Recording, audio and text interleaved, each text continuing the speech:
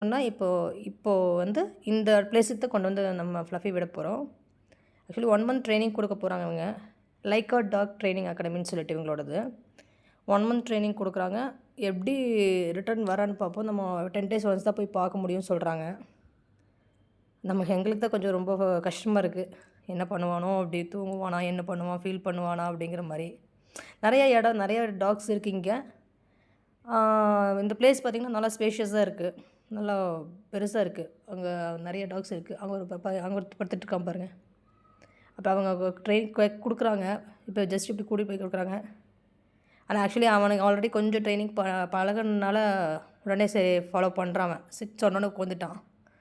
அதெல்லாம் தெரியும் அவனுக்கு, கொஞ்சம் கொஞ்சம் தெரியும். ஃபுல் ட்ரைனிங் கொடுக்காம விட்டுட்டு வந்தாங்க. இப்போ எல்லாத்தையும் இவருக்கு எப்படின்னா ஒரு பிளேஸுக்கு போனோம், எல்லாத்தையும் சுற்றி பார்க்கணும். என்னென்ன இருக்குது, எது எங்கே இருக்குது.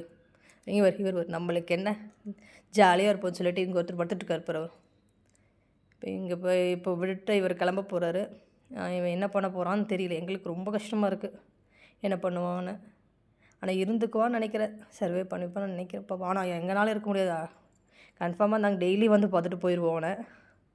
அட்லீஸ்ட் அவனுக்கு தெரியாமையாச்சும் பார்த்துட்டு போயிடணும். ரொம்ப கஷ்டமாக இருக்கும் இல்லாட்டி.